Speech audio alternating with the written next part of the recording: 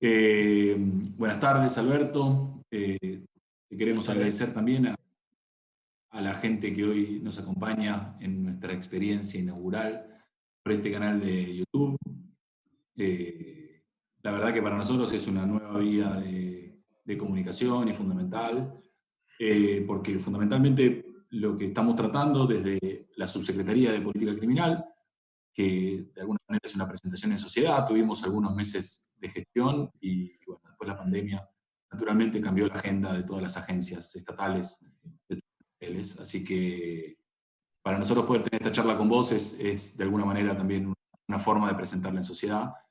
La característica, ya vamos a ir a tu presentación, simplemente contarte a vos y al resto que la subsecretaría se ha propuesto un modelo de trabajo que es nuevo en la provincia, que lo que trata es de pensar al delito y a las conflictividades penales de una manera nueva, tratando del paradigma de la gestión de las conflictividades, buscar eficiencia en las intervenciones estatales. Eficiencia a través de programas democráticos, programas progresistas, programas de inclusión.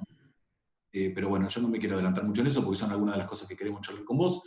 No tanto lo que tiene que ver con la agenda de nuestra subsecretaría, sino más en los andamiajes conceptuales y en tu manera de ver la realidad, que nos va a ayudar muchísimo.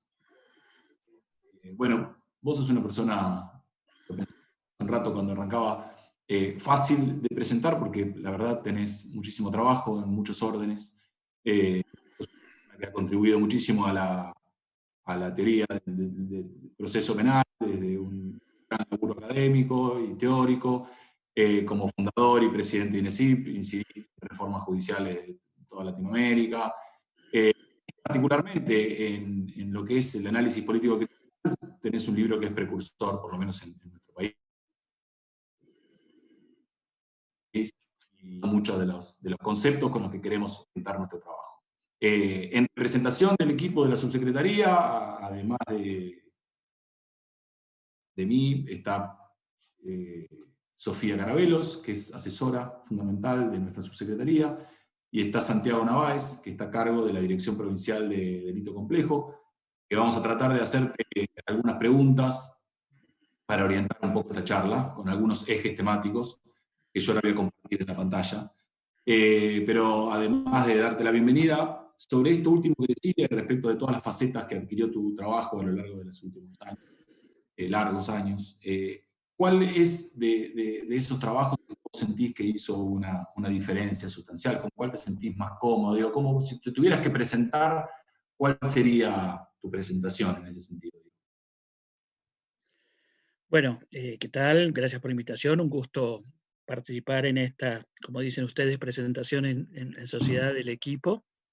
Un saludo a Sofía, a Santiago, bueno, a Alessandro. Así que contento de estar en esta ocasión. Mirá, yo diría que justamente me siento más cómodo en aquello que recibí de mis maestros o de mis mayores, como Baigún o Mayer, que es esta articulación entre la producción teórica y la acción institucional y política, es decir, no quedarse, nunca me pareció satisfactoria los cenáculos puramente académicos, y también vengo de esta tradición que cree que las ideas son una actividad indispensable en una acción política eficaz. Entonces, es en ese núcleo, en esa línea que de jovencito me formaron en esa, y yo lo que he hecho es llevarlo adelante y mantenerlo como un legado que se lo transmitimos después a distintos tipos de generaciones que están con esta misma idea. Y bueno, y es un poco en lo que estamos aquí. Sí. Ideas que impacten, ideas que impacten sobre la realidad, ideas que trabajen mejorando y provocando una política criminal democrática que no está nada clara todavía en lo que sé qué es lo que significa. Totalmente. Bueno, ahí, en eso que decís, está un poco nuestro primer eje de conversación. A veces, por ahí, aquellas personas que venimos leyéndolo un poquito más o pensando el tema un poquito más, sentimos que es una cuestión saldada, pero la verdad no.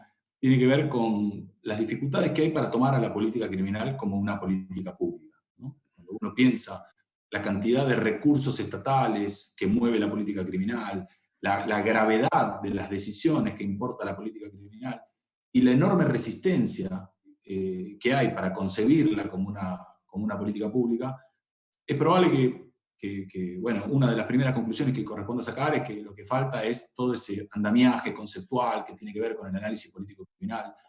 Pero a nosotros, a nosotras, nos gustaría antes hacerte una pregunta vinculada con si vos podés tomarte unos minutos para explorar esta tensión que hay entre la política criminal como una política pública y aquellas versiones más normativistas de la política criminal, que por ahí la circunscriben más a aquellas normas más flanqueantes del derecho penal y demás, que es un poco lo que nosotros estamos tratando de desandar en cada una de las prácticas que uno ve muy consolidadas en las agencias que producen o de alguna manera están vinculadas con la política criminal.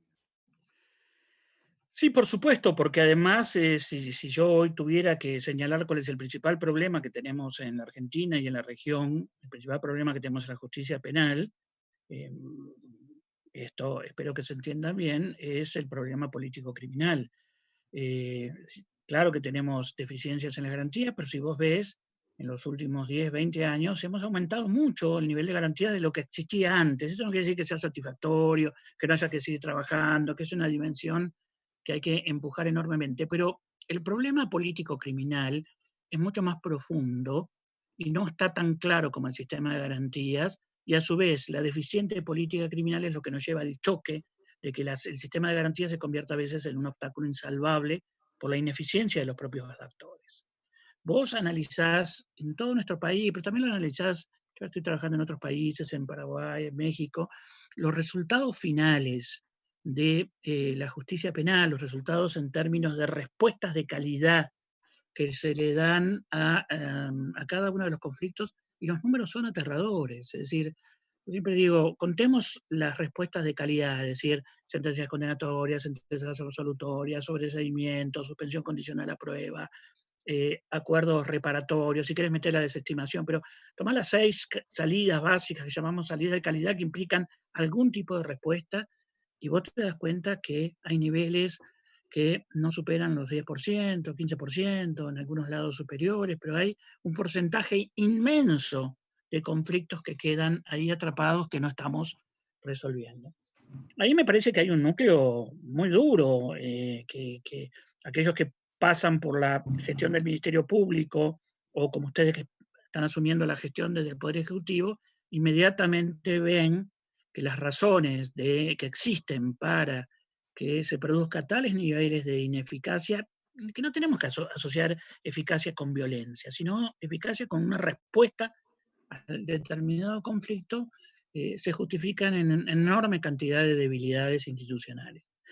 Dentro de esas debilidades que si quieren vamos repasando, hay una cuestión previa que vos la señalaste, Lisandro, que me parece que es central, que en este caso, a diferencia de lo que pasa con el pensamiento sobre garantías, que, insisto, está más claro en términos de política de derechos humanos y sus contenidos, aquí ni siquiera tenemos una matriz conceptual y de pensamiento acerca de lo que deberíamos hacer y lo que significa política criminal. Nosotros tenemos, en ese sentido, llevo una pelea de hace más de una década con todos aquellos que creen que cuando hablamos de política criminal simplemente estamos hablando de mejorar las leyes penales. Es decir, de la política criminal sería como el momento valorativo de la ley penal que nos lleva a cambiarlo. Y eso es una profunda equivocación y nos lleva a que finalmente todas las soluciones que queremos intentar son formar una comisión para reformar leyes. Claro que hay un momento legislativo en el cual, por ejemplo, en América Latina tuvimos que cambiar el paradigma de la justicia penal y eso significaba nuevos códigos, nuevas leyes del Ministerio Público. Pero ese es un momento y es un momento que en gran medida se dio. Ahora, esto que vos decís, la política criminal como política pública, significa que tenemos que sentarnos a pensar cómo todos los recursos que tenemos. Yo me acuerdo cuando yo no trabajé en la redacción del código de la provincia de Buenos Aires, pero sí fuertemente en la implementación, y estábamos hablando de, qué sé yo, 200, 300 fiscales en toda la provincia. Hoy que estamos hablando de miles y miles. Es decir, hay una muy fuerte inversión que hace la democracia, muy fuerte cambio y creación de instituciones, pero todavía simplemente lo que hemos hecho es poner al equipo en la cancha, pero se juega muy, muy mal. Entonces ahora hay que hacer otro tipo de trabajo. Yo esto lo llamo una profunda reingeniería político-criminal en el proceso y en la justicia penal. Hay que tomar nota que pasamos una etapa, que se terminó una etapa en Buenos Aires, terminó la etapa de instalación del Ministerio Público, no está terminada la etapa de instalación de una buena policía de investigaciones, pero ahora hay que cambiar de etapa y hay que tener ideas para esta nueva etapa. Esas ideas significan ideas vinculadas al tipo de información que tenemos, ideas vinculadas al análisis que tenemos, ideas vinculadas a la reorganización de los tipos de respuesta. Pero sí, sin ninguna duda, hay también un debate, por eso te decía que yo me siento cómodo en esto de ideas y política, porque hay un debate acerca de cómo comprender los fenómenos de la justicia penal y la institución de la justicia penal, y todavía no tenemos saldado esto con algunos sectores de la academia que siguen hablando y produciendo un tipo de conocimiento que no nos es tan útil para desarrollar una política criminal democrática. Está clarísimo. Esto, una pregunta, si puedo intervenir ahí, para pasar a otro de los ejes que teníamos pensados. Si me equivoco, corregime, pero en general cuando hablas de la elaboración de la política criminal, solés poner como condición, digamos, para poder elaborar política criminal eficientemente o eficazmente, la necesidad de identificar regularidades y dinámicas sociales, es decir, elementos que se repitan en distintas situaciones como condición para poder llevar adelante una intervención, es decir, alguna modificación o gestión de esos conflictos. Y en este sentido, te queríamos preguntar en relación a la estrategia de analizar determinadas dinámicas delictivas como mercados, ¿no? Como su funcionamiento como funcionamientos de mercado, si podías desarrollar un poquito esa noción. Claro. Bueno, justamente la política criminal lo que está buscando es producir efectos sobre los fenómenos sociales, es decir, algún efecto más allá del caso. Nosotros ahí tenemos una relación entre lo que podemos conseguir con el caso y lo que es trascendente el caso. Una mirada político-criminal tiene que ver con las dos cuestiones. Después, si quieren, vamos a hablar del caso y el problema de la compensación a la víctima, que es un tema crucial, pero desde el punto de vista de lo que es los otros fenómenos, es decir, de victimización, lo que tiene que ver con daños que vos le causás a la comunidad, a la colectividad, a los barrios, pues también tenemos que generar nuevas formas de pensar acerca de las víctimas, tenés que producir efectos que trasciendan el caso. Y para hacer eso, vos necesitas tener una mirada sobre el fenómeno social al cual te enfrentás, porque si no, no vas a producir nunca ningún tipo de efecto político criminal. Vos podás o mantener un determinado fenómeno criminal bajo control, o reducirlo, o transformarlo, o cambiarle la intervención violenta por una intervención de otro tipo. Tenés muchos objetivos políticos criminales posibles, pero todos parten de tener una mirada sobre el fenómeno criminal. Y si vos ves las visiones tradicionales, cuando nos hablan de los fenómenos criminales, en el mejor de los casos, porque si no tenemos a los infraccionistas que nos hablan de lesión a la norma, una cosa abstracta, nos van a hablar de bienes jurídicos. Todo eso es absolutamente inútil para la política criminal. Yo necesito comprender cómo se instalan en los determinados barrios, por ejemplo, formas de mercado. ¿Por qué hemos utilizado esta lógica de mercado? Bueno, para llamar la atención sobre la existencia de irregularidades. Los fenómenos criminales no son azarosos. Cuando un fenómeno criminal es azaroso, la verdad que podés trabajar solo sobre el caso, pero esto es muy raro.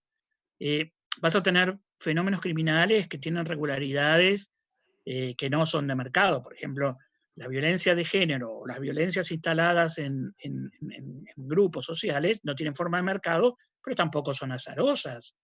Existe una fuerte regularidad en cómo se hacen las violencias, y a vos te permiten trabajar sobre eso. ¿Por qué elegimos el tema de los mercados? Por varias razones. Una, porque mucho de la criminalidad urbana tiene que ver con el desarrollo de mercados, y por otra parte porque nos permite una forma de intervención que no siga siendo la de atrapar a los pibes chorros, que son el segmento más débil de esos mercados. Es decir, tomemos un mercado como paradigmático, como es el robo de vehículos. Entonces, inclusive las visiones progresistas tradicionales decían, bueno, la justicia claramente se ocupa solamente de ese segmento, y las visiones progresistas dicen, bueno, esto está muy mal, porque no podemos ocuparnos de gente, de muchachos, chicos, que obviamente o son pobres o no tienen inserción en el mundo laboral, cosa que es correcta. Pero esa visión nos conduce a errores de actuación. Por un lado, porque después nos vamos a encontrar con la sociedad que eventualmente que nos diga, bueno, tienen razón, ahí hay un problema de pobreza, hagan algo con la pobreza, pero también hagan algo para que no me choreen mi vehículo. Con lo cual, después tenés gente con ideas progresistas que termina ejecutando políticas conservadoras. Y esto es lo peor, porque si vamos a tener ideas progresistas es porque tenemos que tener la capacidad de convertirlas en planes de acción. Si no, no las tengamos, digamos. Claro. Yo detesto la dualidad de tener que tus ideas no puedan convertirse en un plan de acción, digamos. Claro. Esto me parece que es central. Entonces, la mirada de mercados te permite diferenciar, porque quienes dominan normalmente los mercados en los cuales sectores pobres o sin inclusión social van a participar, no tienen nada que ver ni con la pobreza, ni con la falta de inclusión, ni con nada. Es decir, si vos tenés instalado en un mercado, en un barrio, un mercado de drogas o de choreo de autos, que normalmente después se van mezclando los mercados, ¿van a participar soldaditos o van a participar? Sí, claro que van a participar, pero los que dominan el mercado no tienen nada que ver con eso. Entonces, la idea de trabajar sobre lógica de mercados era también cómo podíamos cambiar una estrategia de intervención que nos permitiera satisfacer necesidades sociales, donde no quiero que se me instale en mi barrio un mercado de drogas, donde no quiero que me choreen el celular o el auto, es decir, de delitos comunes, pero sin caer en una estrategia o donde terminábamos aceptando la selectividad de la justicia penal o terminábamos planteándole a la sociedad que íbamos a resolver todo con justicia y educación, que están muy bien, pero son problemas de justicia y educación, no problemas de política criminal. Entonces, la lógica de mercados es una lógica central para la construcción hoy de una política criminal y una persecución penal respecto de delitos ordinarios. Lo que hicimos fue trasladar herramientas que se utilizaban para los grandes mercados criminales para demostrar que se podían utilizar en los delitos más comunes. Pero también esa lógica hay que utilizarla con otro tipo de regularidades. Sí. Con otro tipo de regularidades que son centrales para esto. Sofía, sí. Alberto, vos decías que además para poder intervenir de esta manera, digamos, en términos de acción, también en términos de una acción eficaz, era fundamental esta mirada, ¿no?, del fenómeno criminal. Y me pregunto qué importancia puede tener la mirada que nos puedan brindar quienes están en contacto con una realidad más local, más focalizada, ¿no? Pienso en los municipios, pienso en las organizaciones sociales, si pueden insertarse, digamos, para poder contribuir a una mirada más específica de cómo adquiere una determinada dinámica un fenómeno criminal, situado en un contexto determinado, ¿no? Absolutamente. Ahí tenemos el primer impacto que tienen estas miradas, es que nos encontramos con que nuestro sistema de información criminal es totalmente deficiente. Sí. Contamos mal, contamos cada institución por su lado, todo esto no se integra y después nadie lo analiza. Todo el trabajo que venimos desarrollando desde el INESIP y el CED para el fomento de los observatorios locales a nivel municipal es que buscamos llegar al nivel local para hacer una integración de distintos niveles de información. Vos vas a tener información pura producida por las instituciones, vas a tener información de altísima calidad producida por los movimientos sociales y las organizaciones, y vas a tener lo que luego metodológicamente se llama inteligencia social, es decir, un tipo de saber que está instalado en la experiencia cotidiana de los que sufren los fenómenos, que muy esporádicamente y muy toscamente se lo recolecta con las encuestas de victimización, pero que reclama toda una metodología que existe y se ha desarrollado en algunos países para validarla, para no caer simplemente en la consolidación del rumor y el arquetipo y el prejuicio que también ha instalado en la sociedad. No necesitamos tener una mirada romántica, sino saber que hay una fuente de información útil que con una buena metodología, cuando vos te vas acercando a lo local, te permite integrar conocimientos muy fuertes acerca del funcionamiento de estos mercados o de estas regularidades. Lo mismo pasa con la experiencia de las mujeres respecto de la violencia de género. Claramente te van a empezar a decir cómo ocurren las cosas y cómo se van construyendo los distintos ciclos de violencia, y para eso no hay que ser técnico muy especializado, pero hay que tener reglas de convertir en esta información en algo útil para las instituciones. ¿Qué nos encontramos aquí? Que bueno, que el desarrollo de grupos de análisis local, lo que llamamos observatorios municipales, cuesta realmente remar en dulce de leche. Se crean, a los 2 meses ya te dejaron con un empleado, un director solo, cuando ahí es donde deberíamos construir algo totalmente nuevo. Ustedes conocen la provincia de Buenos Aires, pero eso se repite en todo el país. Las bases de información que tenemos sobre los fenómenos criminales son de una endeblez llamativa. Entonces, ahí claro que hay un trabajo. Hoy todo el mundo está trabajando, y es casi una moda, el trabajar sobre seguridad y persecución penal fundada en evidencia empírica, y nosotros no tenemos todavía cómo contar con los datos más elementales. Ahora, como esto no hay que simplemente quejarse, ¿qué es lo que hay que hacer? Hay que construir esto paso a paso, sabiendo que ahí hay una pelea político-criminal, de dotar información, pero sí, sin ninguna duda, existen metodologías para incorporar la inteligencia social. Técnicamente se la conoce así. Ahí me quedaba pensando un poco en esto que decías, Alberto. Nosotros ya seguimos con otro eje porque queremos distribuir el tiempo con otros temas también, pero te quiero hacer solo este comentario y hacerles a todos los que nos están escuchando. Nosotros tenemos una realidad, la verdad que buena parte del tiempo que llevamos desde la subsecretaría lo hemos dedicado a observar desde la cárcel la implementación de determinadas medidas de política criminal en la provincia de Buenos Aires en el último tiempo. A la cárcel bonaerense han llegado en los últimos años cerca de 20.000 personas. En los últimos años estoy hablando en menos de 10.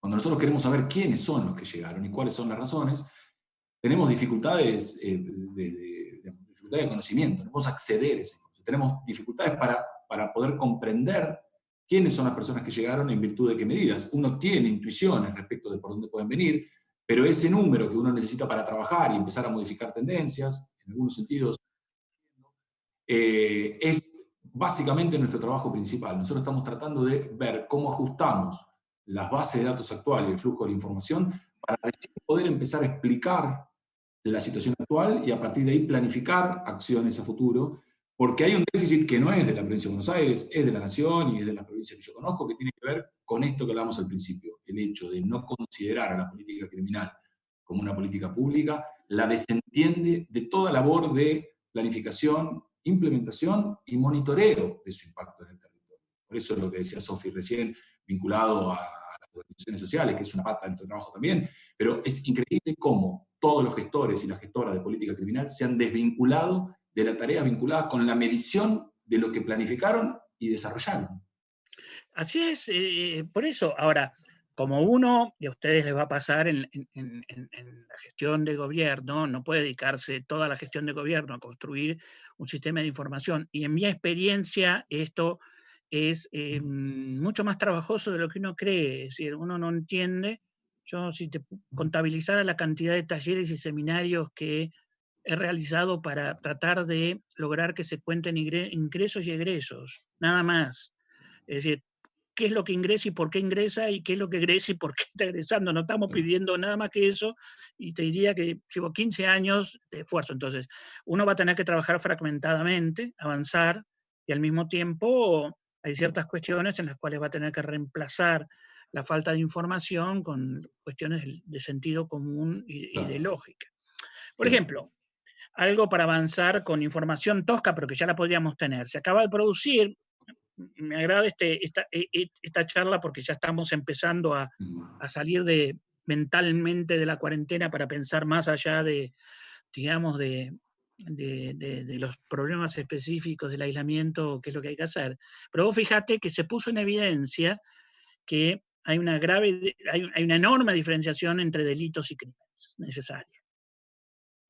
que esto es una categoría que tiene 150 años, que en el siglo XIX la Argentina lo utilizó, por eso nuestra Constitución lo mantiene, jurados, crímenes, el resto delitos, que la han mantenido los ciertos países europeos, y lo extraño es que, si bien Alemania la mantiene, pero la teoría penal la abandonó, por las similitudes, porque construyó un concepto, que es el concepto de ilicitud, injusto, todo lo que conocemos, que rompió esta caracterización, esta vieja caracterización francesa, que en realidad siempre existió por sus consecuencias procesales.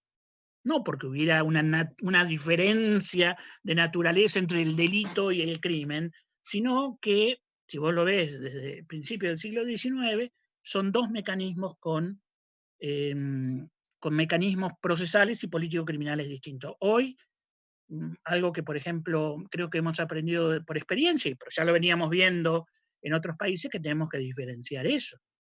Es decir, porque la sociedad tiene expectativas distintas ahora. Vos no podés tener a la justicia penal ocupando porcentajes altísimos de su ocupación en meros delitos y a veces en delitos menores, y vos contás los niveles de ineficacia y de impunidad de los crímenes y son inmensos. Son inmensos. Y esto, ahí tenés algo que, esto te lo ponía como un ejemplo de en esta dialéctica de formular política y avanzar y contar información, uno no se va a poder dedicar a decir, bueno, reconstruyo el sistema de información y después me lanzo. Voy a tener que utilizar ciertas ideas como esta, que es la diferenciación de delitos y crímenes, que es tosca, que tiene propia historia, para, sobre esa base, comenzar lo que yo creo que es uno de los grandes desafíos de los próximos años, y conociéndote a vos, Licho, y a ustedes, creo que es un gran desafío para todos. Buenos Aires, como el resto del país, pero Buenos Aires necesita una profunda reingeniería de su política criminal y su política de persecución penal, si no, no vamos a ningún lado y vamos a repetir exactamente el mismo punto. Hace 15 años, hoy se cumplen los 15 años del fallo Berbisky, creo, o estos días, que estamos arremolinados y girando en falso, porque no se encara una reingeniería muy completa y profunda sobre otras bases conceptuales, que no sea formar una comisión para modificar algunas normas del Código Procesal Penal, que habrá que hacerlo, pero que es el 0,3% del problema. Te queremos hacer a propósito del momento, de lo que decís, y de alguna manera, de forma tangencial lo dijiste. Nuestra duda es, ¿cómo hace un programa de persecución criminal, digamos, persecución del delito, que se jacte de ser democrático, progresista, a incluir la mirada, la perspectiva de la víctima, sin evitando el devenir en la demagogia punitiva y en la experiencia pasada? Digo, nosotros, Sofía, Santi, el resto del equipo, nosotros nos sentimos interpelados, hasta éticamente, por considerar la mirada de la víctima. Ahora, es cierto también que hay una tradición en el progresismo, te podría decir, que es refractaria de esa perspectiva. Y lo cierto es que, además de las razones morales para incluirla, hay razones estratégicas que tienen que ver con que cuando la víctima se sumó a la cuestión criminal, se sumó de manera abrupta y muy disruptiva, probablemente porque no haya tenido otras formas. Yo sé que vos el tema lo lograste, pero nos interesaba un poco que vos nos cuentes tu mirada respecto de esto, ¿no? De programas democráticos y progresistas y perspectiva de la víctima. Sí, vos sabés que yo soy alguien que vivo clamando y trabajando sobre una recuperación de los derechos de la víctima dentro de la configuración del proceso penal y la persecución penal, pero el tema es bastante profundo en términos políticos. Lo primero que hay que pensar, que es una relación que tenemos que tener claro, y en este sentido desde un pensamiento democrático hay que tenerlo más claro aún, es que existe una relación muy profunda entre la prohibición de la autotutela y la tutela judicial efectiva. Yo estoy absolutamente convencido que prohibir la autotutela, sobre todo en los casos más graves, es un programa político de enorme valor en una democracia, y eso es lo que ha significado históricamente el monopolio de la violencia del Estado, en uno de sus significados, porque hay otro que es monopolio de la violencia del Estado para poder ejercer el poder infraccional de la obediencia, pero en otro sentido, porque no hay una sola historia de este mismo concepto, significa que yo necesito, dentro de un programa de racionalización y limitación de la violencia social y estatal, pues lo estatal forma parte de lo social, prohibir la autotutela. Ahora, la prohibición de la autotutela no es una idea baladí, no es ni siquiera una idea de sentido común. Yo siempre pongo un ejemplo, a ver, si a mí me roban el celular en la calle, está bien, me lo sacaron. Y yo camino 3 cuadras más y veo por una ventana que alguien está jugando con mi celular adentro de esa casa. Yo le prohíbo a esa persona que ingrese a recuperarlo. Y está muy bien que le prohibamos eso, porque este es un ejemplo tonto.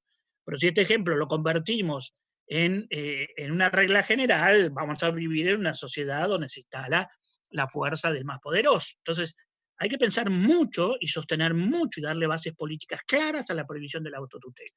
Ahora, cuando al ciudadano le decimos, bueno, usted no puede defender sus derechos, y Carrara, que es alguien que yo siempre estudio, en el siglo XIX nos dirían, che, pero miren que defender mi vida, mi bien, mi salud, mi familia, mi propiedad, en el lenguaje de aquella época es como un derecho natural, digamos, no me lo saquen así nomás. Bueno, hoy no usamos ese lenguaje, pero socialmente es una decisión muy fuerte y muy correcta.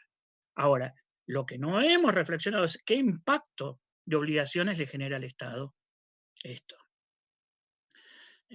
Y sobre todo, qué instituciones son las que reciben esto. Entonces, la tutela judicial efectiva tiene una impronta política enorme, enorme, que debemos darle un pensamiento de bases democráticas. Y esto impacta claramente en la comprensión de que lo que hace el Estado es la intermediación entre la prohibición de la autotutela y de la tutela judicial efectiva. Y para eso necesitamos tener instituciones que sean verdaderos gerenciadores, procuradores, ponerle el nombre, gestores de los intereses victimizados. Aquí hay un problema gravísimo que tiene que ver con la configuración inquisitorial que nos viene inclusive por la lógica francesa, es que nosotros no reconocemos los intereses victimizados. La idea de daño está en el centro del funcionamiento de la justicia penal, pero todavía tenemos que ir a las universidades a discutir con aquellos que nos dicen que el daño no cumple ninguna función, cuando el daño es el centro del eje de toda la responsabilidad, y además nosotros queremos evitar una sociedad donde se produzcan daños o quien produzca el daño no tenga que asumir la responsabilidad. Esto es muy claro y muy sencillo en la comprensión de toda la gente. Entonces, si esos daños existen, ahí donde hay un daño hay una víctima. Y hay muchos tipos de víctimas. Hoy día no tenemos solamente el problema de la víctima individual, que claramente queda en la orfandad y sigue estando en la orfandad por más que la hemos llenado de leyes y de derechos. La víctima también es la víctima grupal, es la víctima colectiva, es el barrio que está victimizado. Es como cuando alguien te dice que en un barrio en el cual se instaló un mercado de drogas, donde los chicos pasan a ser reclutados para ser soldaditos, se instaló una lógica de violencia, de ajuste de cuentas, ese barrio no es víctima, te dicen que a la insensatez de que es un delito sin víctima. Anda a preguntarle a la gente de ese barrio si no está victimizada por esa mafia que se le metió en su barrio. Es decir, la idea de delito sin víctima es una aberración política que todavía tiene cierto impacto en las discusiones teóricas. Entonces, lo que tenemos que hacer es comprender todos los intereses victimizados. Yo siempre digo que todo esto se entiende mucho mejor desde el pensamiento que se está desarrollando por las acciones de clase. Y el proceso penal no es nada más que una forma de acción de clase. Digamos. Claro, pensaba también cómo esas estructuras de poder que pueden, digamos, pueden horadarse con esas acciones de clase, cómo funcionan de otra manera cuando del sistema penal o cuando hablamos de la política criminal. Nosotros la semana que viene vamos a tener una nueva charla, esta vez en términos de pensar la política criminal con perspectiva de género, pensando también estas tensiones que aparecen en relación a la persecución criminal de los delitos que expresan violencia de género, y la incorporación de la mirada de estas víctimas tan particulares que son, digamos, víctimas también de una estructura de poder, ¿no? Digamos, no solamente son víctimas de un delito, sino que son expresión de una estructura de dominio. Totalmente, y vos fíjate que la emergencia de todos los casos de violencia de género muestra claramente que si vos no tenés una mirada sobre los distintos niveles de víctimas y de colectivos de víctimas, no podés gestionar ese interés. Eso que en el caso de violencia de género se ve tan claro y todavía no lo podemos romper, porque, te vuelvo a decir, nosotros tenemos instituciones que no se piensan a sí mismos como gestores de intereses sociales. Ir a decirle a los fiscales, miren, ustedes son gestores de intereses victimizados, es todavía una pelea ideológica inmensa.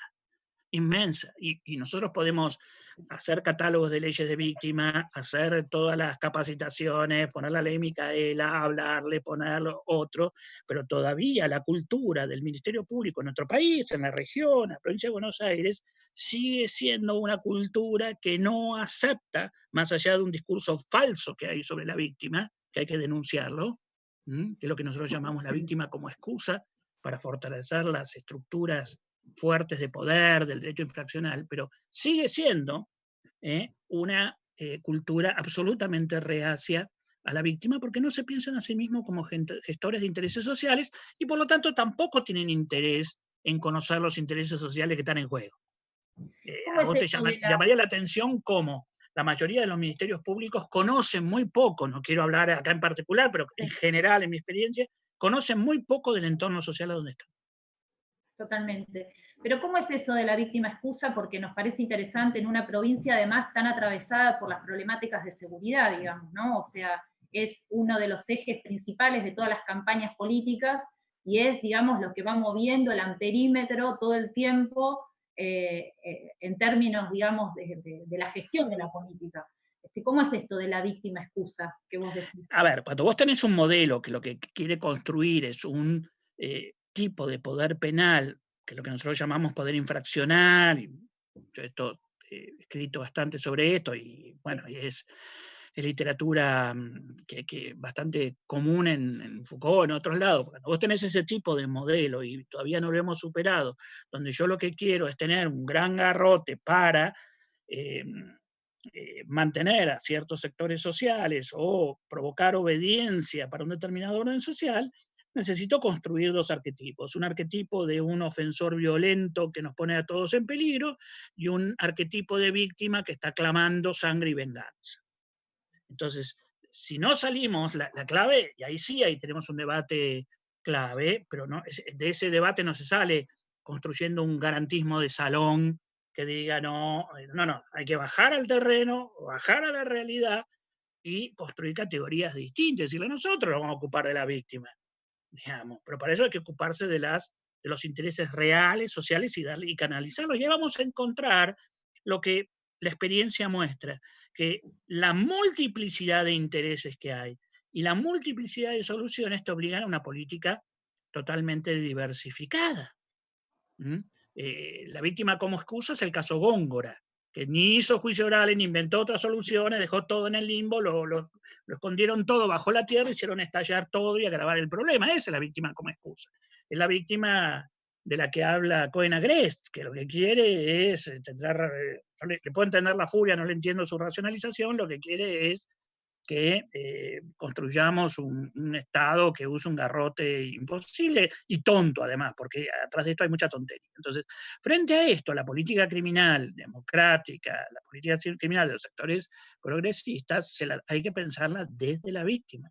Yo no entiendo cómo se puede construir un pensamiento progresista sobre la política criminal, un pensamiento democrático, si no asumimos que tenemos que gestionar los intereses victimizados. Si la gran mayoría de esos intereses victimizados son además de los sectores vulnerables de la sociedad. Entonces no me entra en la cabeza eso. Es decir, lo otro es un cómo sí, de lo que yo llamo el garantismo de salón, con el cual me vivo peleando, no porque no crea en el garantismo, porque soy profundamente garantista. Otro día, si quieren, hablamos del problema de la garantía, pero aquí estamos hablando de cómo no podemos construir una política criminal eficaz, y esto nos hace perder la base social que tiene que tener toda política democrática, por seguir manteniendo ideas que son bastante contrarias al sentido común y además malas teóricamente. Entonces ahí es donde la renovación conceptual tiene que ver. Y mucho de esto impacta en la reingeniería del Ministerio Público, que es muy profunda. No pasa por inventar una ley más, otra vez. Yo creo que hay que trabajar muchísimo más, hay que empujar hacia el Ministerio Público cada vez más hacia su base, hay que darle estas obligaciones que se están dando en algunos países, que es la obligación del planeamiento político-criminal, que está bien, lo ha puesto México, lo ha puesto Chile, lo ha puesto Colombia. Estamos ahora tratando de ver cómo se hace eso, porque no es tan sencillo, pero por lo menos han reaccionado y han dicho, miren, en el caso acaso, en la maquinaria, en esta cosa, ¿cómo el Ministerio Público? O fíjate que hay una cosa, y en esto no es una crítica particularizada a la provincia de Buenos Aires, porque se da en todo el país. Vos le preguntás a la mayoría de los responsables de la persecución penal y no tienen idea de lo que tienen en la cárcel. No tienen idea que responda a una determinada política. Mirá, está la gente realmente con el delito más grave, nosotros sabemos. ¿Cómo no vas a tener, es decir, esto que hoy día se evidenció en la pandemia, que había que tomar decisiones políticas, y lo que nosotros necesitábamos, que era apretar 2 teclas en la computadora y saber el perfil de todo el mundo que está encarcelado, era un trabajo inmenso, ¿no? Bueno, esto no es un problema tecnológico. Es un problema de concepción político-criminal de un ministerio público que no se hace cargo de la política de persecución penal, ni de su éxito, ni de su fracaso, ni de nada. Entonces, ahí tenés un punto, claramente. Ahora, esto se piensa desde las víctimas, desde los distintos niveles de víctimas. Yo trabajo con 7 niveles de víctimas. Otros trabajan con 4, otros trabajan con 10. Es decir, víctima es una categoría muy compleja y es una categoría social. Vos vas a tener extravíos de la dogmática penal que te dicen, no, la víctima la construye el derecho penal. Pero esto es ridículo. Si los daños son daños sociales, no son daños que produce el derecho penal. Tenemos que tener una capacidad de entender la sociedad y de clasificar sus daños, y atrás de eso iremos viendo los niveles de víctima. Entonces, claro que hay que hacer una profunda renovación de los modelos de víctimas para poder avanzar en otro tipo de política criminal. Y en esto, que vos me planteabas, Sofía, te vas a encontrar con otro de los grandes desafíos de que el país y la provincia de Buenos Aires tiene que asumir. Hagamos una política de los crímenes. Inclusive, por ejemplo, hoy día, el otro día lo estábamos trabajando en Bolivia, los diputados de Bolivia, el gobierno anterior, decían, estamos hartos de que los grandes crímenes el Ministerio Público haga procedimientos abreviados. Si las comunidades necesitan ver el juicio, en un caso de homicidio, en un caso de feminicidio, tenemos que ver el juicio, porque eso forma parte de las compensaciones y de la construcción de relatos y ejemplos sociales. Entonces, están, digamos, ocultando el tema de los crímenes, y esto se resiente en la sociedad. Y por otra parte, en los delitos necesitamos construir una enorme capacidad de respuesta de todo tipo, para el cual, si no abandonamos, fíjense que ahora, todavía a finales del siglo, bueno, ya en el siglo XXI, seguimos con una lógica de los patronatos, que es una institución de inicios o mediados del siglo XIX, o finales del siglo XIX, inicio del siglo XX. Es decir, la construcción de un sistema moderno de gestión de los ofensores, de gestión de los conflictos, de supervisión de las medidas, es una de las claves para que podamos hacer una política criminal de casos graves y podamos también trabajar con cárceles donde estén solamente los casos muy graves y podamos restablecer alguna lógica que tenga sentido alrededor de la resocialización. Esa es otra de las tareas inmensas que hay que hacer en la provincia de Buenos Aires y en el país. Una pregunta, Alberto, en relación con esta diversificación de las respuestas penales que pregonabas, y de alguna forma se ha traducido en parte en los nuevos modelos procesales y en la diversificación de las formas de distintos procedimientos, ¿no? Justamente hablabas de esto de los procedimientos abreviados en Bolivia. Entiendo que la respuesta va a ser el desarrollo de la política criminal, pero ¿cómo se puede hacer para que estos nuevos modelos procesales creciente en las desigualdades que el propio sistema penal ya venía produciendo, ¿no? Es decir, digamos, que su lógica de funcionamiento no sea tergiversada por las lógicas estructurales del sistema penal, ¿no? En el sentido de producir digamos, condenas más rápidas, pero solo de los sectores sociales más No, pero cuando hablamos de salidas alternativas, no estamos hablando de procedimientos de flagrancia y eso, sino que estamos hablando del uso de salidas no punitivas o de baja punición, es decir, de penas alternativas, de las reglas de Tokio, de todo. Vos tenés alrededor del mundo de la reparación y del mundo de la suspensión condicional a la prueba, tenés un universo infinito, o por lo menos de 30, 40, 50 medidas inteligentes que vos podés tener para que sea una respuesta que no signifique impunidad, pero que no signifique mandar a la gente a la cárcel. Ese mundo, que nosotros lo llamamos la lógica o el proceso composicional, está prácticamente subutilizado en la provincia de Buenos Aires, inclusive respecto de otras provincias, como las provincias patagónicas, el sur, que lo usa mucho más grande, pero la provincia de Buenos Aires tiene un uso muy, muy débil de eso, y en particular de la suspensión condicional a la prueba, que es el modo más eficaz de meter todo el mundo de las penas alternativas. Yo no sé cuál será, no tengo ahora el dato, pero el porcentaje de casos que pasan a la suspensión condicional de proceso debe ser mínimo, muy bajo, cuando debería ser un porcentaje altísimo, porque es una institución muy dúctil que te permite a vos supervisar claramente cuál es el resultado, es decir, como herramienta de gestión de conflictos es uno de los centrales. Sí, además es la intervención del sistema penal con otras ramas, ¿no? del Estado, con otros planes, digamos, que se pueden pensar en esas conflictividades, que intervengan, ¿no? Imagínate esto respecto, por ejemplo, de todo lo que son jóvenes, jóvenes inclusive ya imputables. Otra vez, separemos los delitos muy graves y ocupémonos de esto. Ahí tenés una enorme cantidad. Hoy la justicia penal está haciéndolo el perro del hortelano. Ni se ocupa de lo grave, ni se ocupa de lo débil. Está en el medio de una lógica mediocre, burocrática, de intermediación, que se autojustifica porque está siempre sobrecargada de trabajo, y cuando vos querés ayudarla a que controle su sobrecarga de trabajo, no lo quieren hacer, porque están ahí en el medio. Hay que sacarla de esa especie de letargo y comenzar a hacer políticas diferenciadas. Yo creo que esa es una impronta que tiene que asumir fuertemente la gestión que ustedes están llevando adelante. Ahora, para eso hay que también salirse con esta lógica de vamos a hacer una comisión que arregle las 3 normas procesales. Y también hay que segmentar los tipos de preocupaciones. Pero ven que esto que llamamos la reingeniería político-criminal y la reingeniería de la persecución penal nos lleva también a un debate, pero es un debate donde los sectores progresistas tenemos mucho que decir, siempre que no repitamos cosas del pasado o no nos quedemos en ideas que son cómodas para repetir en las clases, pero que no nos permiten dialogar claramente con los sectores victimizados y los sectores vulnerables. Se están haciendo cerca de las 18, ¿no? Y creo que hay también entre preguntas y también una parte de agradecimiento, porque también la idea de poder pensar la política pública también tiene que ver con estos diálogos, ¿no? Que podemos establecer desde la gestión y desde estas trayectorias como las tuyas, Alberto. A ver si... Ahí nos van a pasar algunas preguntas. ¿Puedo adelantar una que había visto que ya habían pedido respuestas?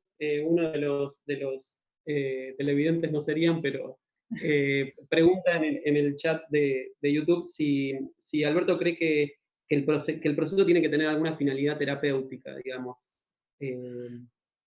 En un sentido amplio, entiendo que se refiere a la finalidad terapéutica, ¿no? Me parece que está referido a la cuestión justamente de Bolivia de los procedimientos abreviados, ¿no? No. A ver, el proceso como visión terapéutica, no como tal, pero en el marco de la suspensión condicional a la prueba, vos tenés el desarrollo de ciertos programas donde podés acentuar claramente las funciones terapéuticas, cuando eso es una institución que existe hace mucho y casi no se ha utilizado.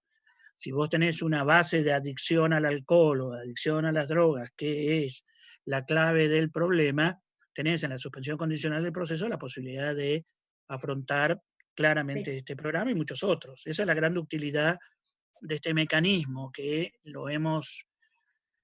se introdujo como una de las grandes esperanzas de la reforma y no está cumpliendo todavía, no está siendo utilizado con toda la virtualidad político-criminal, porque sobre todo acá en la Argentina hemos quedado enredados en cuestiones de trámite, que la visión amplia, que la visión estrecha, que si se puede plantear acá, se puede plantear acá, y le faltó una mirada político-criminal acerca de cómo podés gestionar conflictos que han sido captados por la justicia penal, pero te permite una utilidad. Dentro de esas utilidades podés darle a ciertos casos una mirada terapéutica, cuando lo amerita.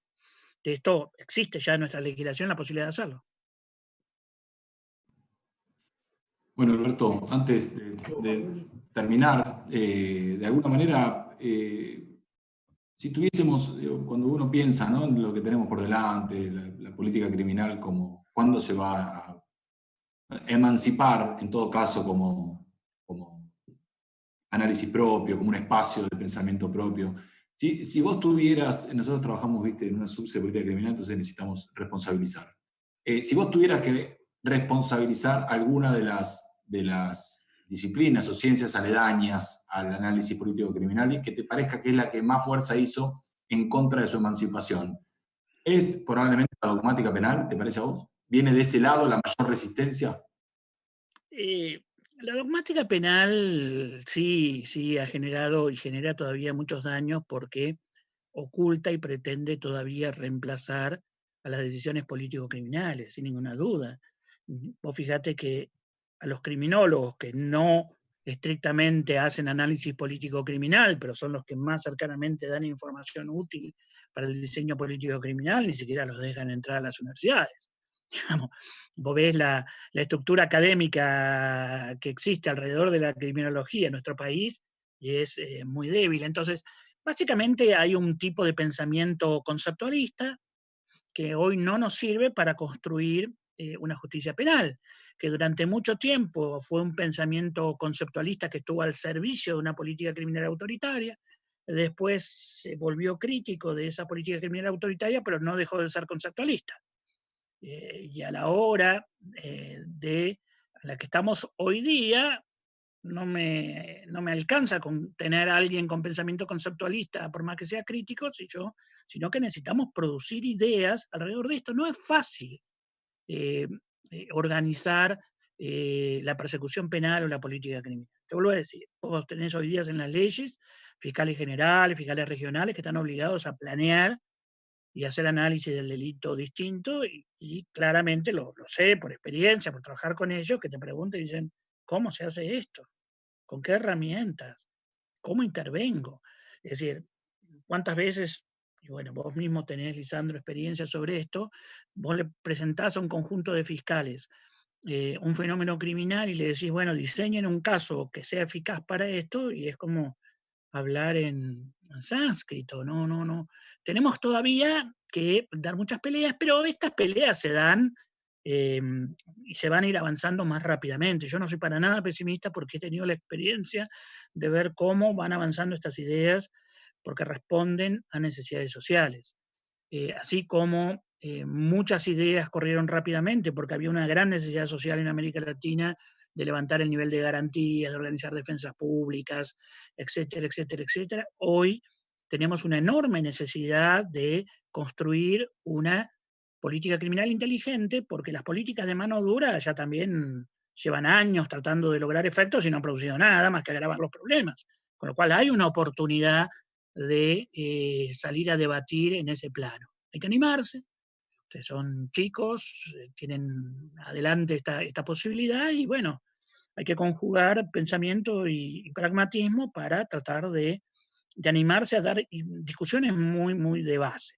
Reorganizar el Ministerio Público, reorganizar la política criminal, dar la discusión en las universidades, construir un sistema de información nuevo. Bueno, uno lo mira así y ya te cansa con solo decirlo, pero son madejas que las vas, digamos, afrontando lugar por lugar y uno, en mi experiencia, la gente reacciona porque hay una necesidad social atrás muy fuerte. Entonces, qué mejor para la política y qué mejor para una generación cuando puede pensar frente y gracias a una necesidad social. Eso es la mejor oportunidad que puedes tener. Así que, en ese sentido, ya que tenemos que ir terminando, no sé si hay alguna pregunta más, si no me despido. Sofi. No, creo que no, porque además ya estamos en horario y además lo que sí queríamos decirte es que nos estuvieron siguiendo un montón de personas, así que evidentemente estos temas que son difíciles también de poder transitarlos, de poder hablarlos, nada, hoy en esta tarde de grisa, por lo menos acá en La Plata, está siendo muy escuchado, y así que te agradecemos y además invitamos a quienes están escuchando hoy este diálogo, que la semana que viene, el miércoles esta vez, a las 5 de la tarde, lo vamos a repetir: política de género y perspectiva de género. Política criminal, perdón, y política de género. Bueno, felicitaciones, adelante. Ya tenemos que ir abriendo la cabeza para poner de nuevo en agenda los temas de fondo que tenemos que encarar. Y bueno, cuentan conmigo para lo que necesiten. Me llaman. Gracias, Alberto. Repetiremos esto las veces que sea necesario. Un abrazo. Un abrazo. Y saludos para toda la gente que nos siguieron. Muchísimas gracias a cada una de ellas también. Adiós.